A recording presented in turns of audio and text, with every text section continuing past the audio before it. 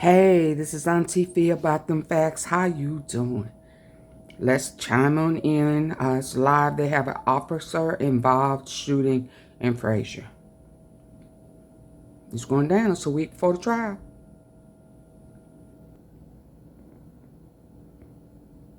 Right by the preparatory school. Lord. That breaking news on the officer-involved shooting happening in Frayser. WREG's Brian Didlake joins us now live. And Brian, I know you just arrived there to that scene, but what can you tell us? What are you seeing there so far? Shay, as you were saying earlier in the newscast, we do know right now that there are two TBI, Tennessee Bureau of Investigation agents out here investigating the scene that we're at right now at near Frayser and Watkins. That's Frayser Boulevard and Watkins. Again, we are seeing this large police presence, about almost of investigation agents out here investigating the scene that we're at right now at near Frayser and Watkins. That's Frayser Boulevard and Watkins again. And there was another shooting at Chelsea and Graham. About almost 3 city blocks up, where we're seeing multiple scenes and multiple police tape areas. We're seeing yellow and a mixture of red. As we know, with the red police tape, that is of the result of someone passing away due to a police action. Oh, wow. Again, we're seeing this street now down Watkins Road and Frayser Boulevard, where we're seeing that large... Somebody got taken out by the police. Out here, and multiple crime scene. And remember, they had a shooting this has been in Olive Branch this morning. A lot of attention out here in the community right now, because just about a block away is the Cornerstone Preparatory School, where they're just let out for school, causing a huge disruption of traffic in this area. And Brooke, if we can go over here just a little bit more of the scene while we have a little bit more time to show what's happening out here. We're seeing that scene all the way to the Frayser Boulevard and Adair Drive as well. Again, we're still working to learn about what took place here today, but we are seeing a very large police presence out here, and we'll get back to you. Here's the other shooting in North Memphis. So before the officer involved shooting, we had this shooting. Is on assignment. WREG's Jessica Knox spoke with the man Chelsea and who Graham. heard that gunfire. Here on Chelsea Avenue extended, a memorial remains for someone who died here. Unfortunately, early Monday morning, Memphis police had to report to this same street for a deadly shooting.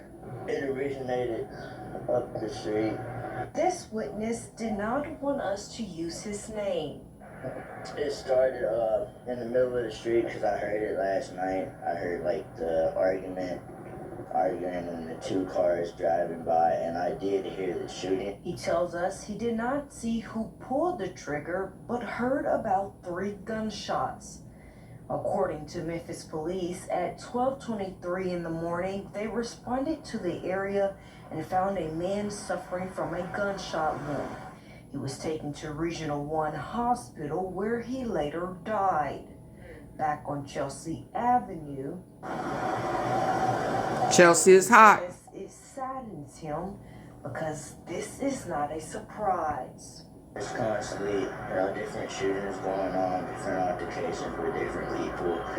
It's not a safe neighborhood it used to be, and the police presence just isn't what it needs to be.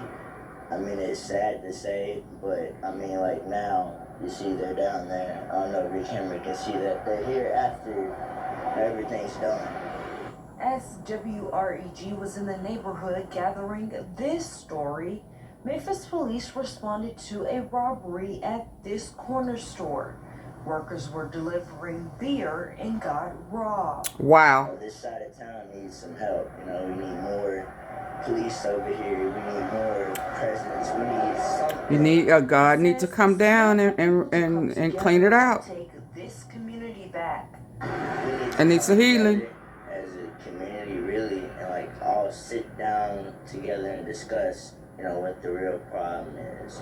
Reporting for happened around 2 this afternoon at Frayser Boulevard in North Watkins, and that is where we find our Brian. Stephanie, Greg, when we last spoke to you, traffic was heavy in this area as parents were desperately trying to pick up their kids, alarmed by the scene that you're seeing behind me. But that's where we learned off camera while talking to students that this may have been a traumatic experience for them here at Cornerstone Preparatory Academy's Denver campus. One student telling me that they heard gunshots before going into a lockdown. Now, I want to get out of the way real quick so Wow. you can see more of this scene. As you can see, we are still having a large police presence out here. And as you were saying, we are here off of Frayser Boulevard in Adair Suspect Drive, shot and killed. where we are seeing again that large police presence. As we Check go on your people. to video,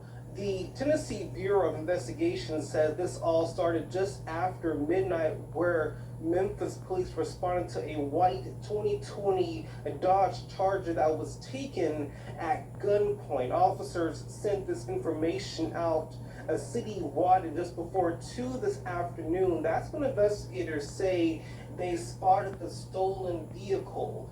Officers say they tried to stop the vehicle in the area of Adair Drive in Gregory. And that's where they say that they tried to stop at the intersection of Frayser Boulevard in Adair, where 2 of the suspects ran away from the scene eastbound on Frayser Boulevard, where we are currently. Officers say they pursued that suspect on foot, during which time one of the officers fired shots at, one of the suspects fired shots I was finna say. officers. Officers then, in exchange, returned fire, striking the suspect. The suspect was an adult male and was pronounced dead on the scene where we're out here right now. As you can see, we do have red police tape in here, out here at the scene right now, and that's of course when there is an officer-involved shooting that has been a result of a death. Again, Oh, so that's what the red means. Male weapon was located near that suspect. A second adult, a male suspect, was taken into custody after a brief police chase and was uninjured. Of course, that's what we have been learning out here since we've been out here so far. Of course, we'll bring more information to you. And let's hear what happened in Olive Branch this morning. I mentioned that on the live at lunchtime today. Breaking news update on another officer-involved shooting, this one involving Olive Branch Police. Now, we know that one person was killed in that shooting, and multiple agencies have been on that scene for hours now. That's where our Shay Simon is. He joins us now live with the very latest. And Shay, what do you know? Yes, Stephanie, Greg, the consensus for most people I talk to is that this is typically a very quiet community, but tonight that deadly shooting investigation continues.